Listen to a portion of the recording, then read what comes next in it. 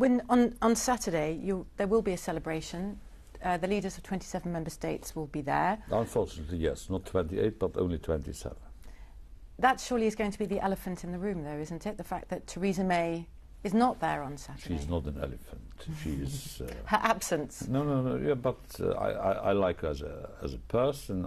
I'm deeply respecting the British people and the British nation. We are not in an hostile mood when it comes to Brexit, because I do think, and I do wish to have with Britain in the next decades a friendly relationship. But of course, we miss her. And so, actually, when we'll see the celebrations on Saturday, signing, sort of renewing marriage vows, a birthday celebration, an anniversary, but outside the gates of those celebrations, all is not well in the EU. You have high youth unemployment, you have populist nationalism rising in a number of countries, you have divisions inside the Eurozone, and Brexit, of course, one of the key members leaving. Unemployment is going down. Economic growth is back.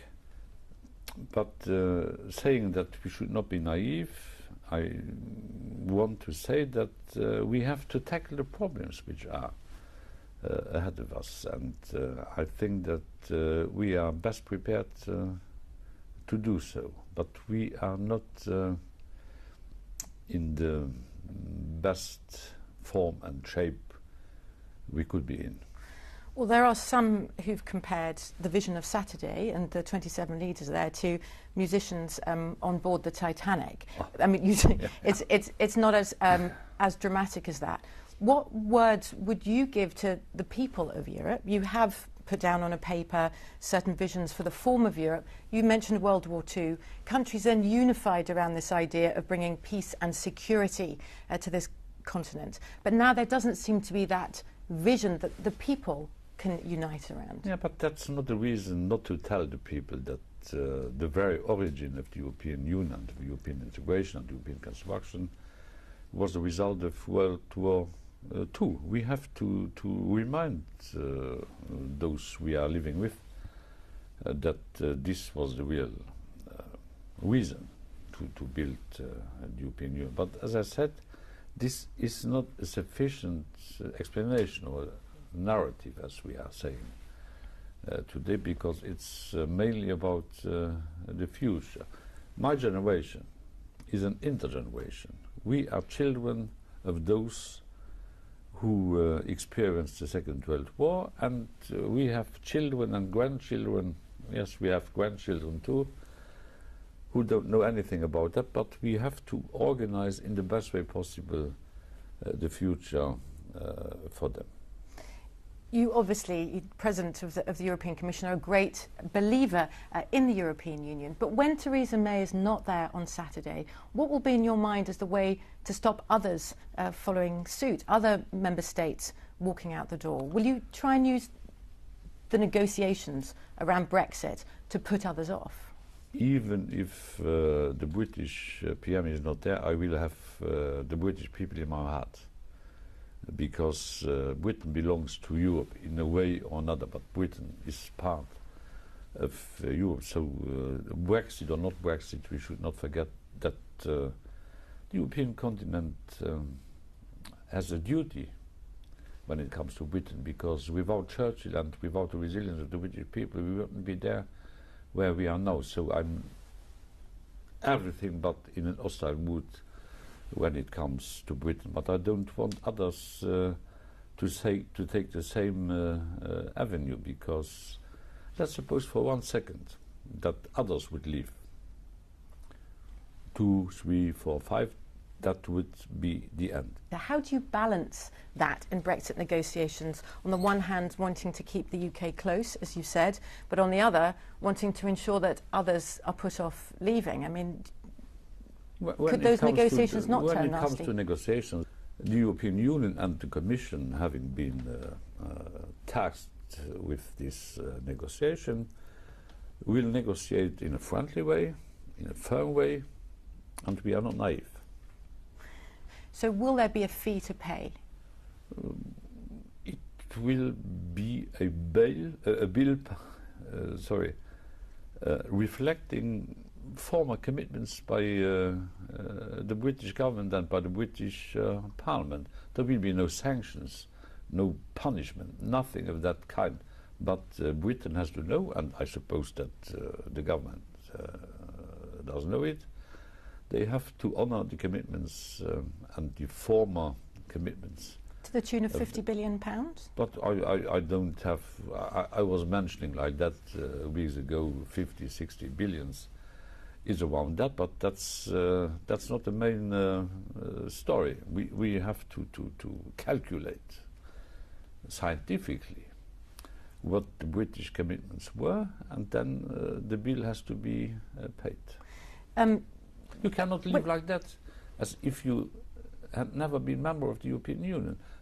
Britain was a member of the European Union. Britain was taking on its shoulders the commitments, and these commitments have to be honoured.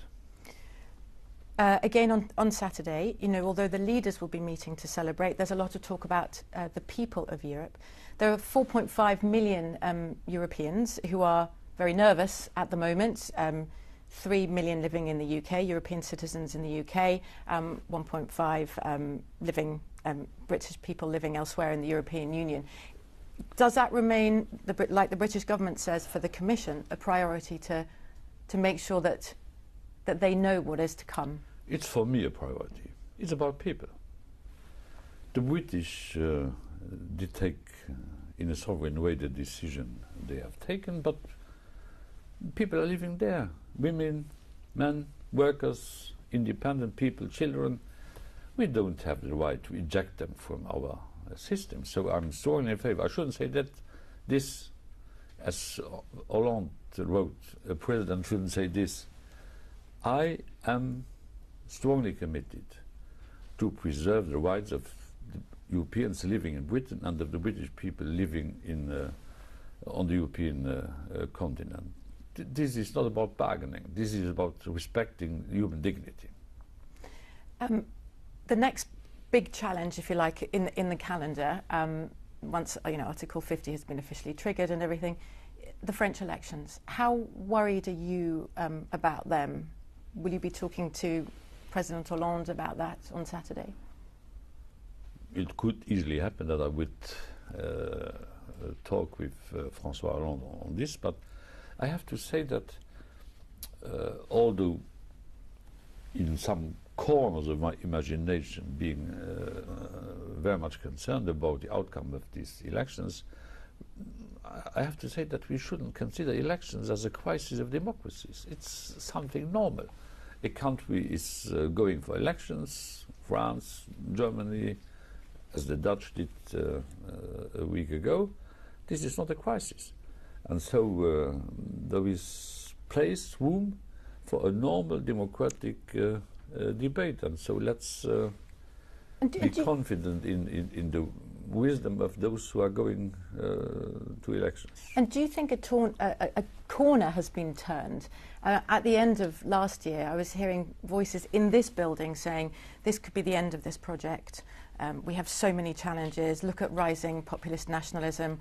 But you've had the Dutch elections. Macron is doing very well in France. Martin Schulz in Germany. Do you think sort of Europe is being pulled in two different directions? Populist nationalists on the other side very pro-EU. I do think that we have to make a clear distinction between populists, radical populists, those being against all the others, being only reflecting on their own destiny, and those who are Eurosceptical. I have a huge understanding for those who have more questions than answers when it comes to the European Union, and we should respect that, and we should argue with them. I don't like the extreme right parties. That's something I don't like. But talking, discussing, debating with those who are Eurosceptical because they have, as I said, more questions than answers is something we should proactively engage with. Do you think there was enough, from your side, from your opinion, engagement with the Eurosceptics in the United Kingdom before the referendum. I mean, you are President of the Commission, but who does talk about feelings. How will you feel on Wednesday when that letter of notification, that formal letter of notification arrives here in Brussels? I will be sad, as I was sad when the vote, the referendum took place in Britain. For me, it is a tragedy. To be such a long, intense, interrelated history between the continent and Britain that I don't have an explanation for that, although I have particular and personal. But does it feel like a failure, President Juncker? It's a failure and a tragedy.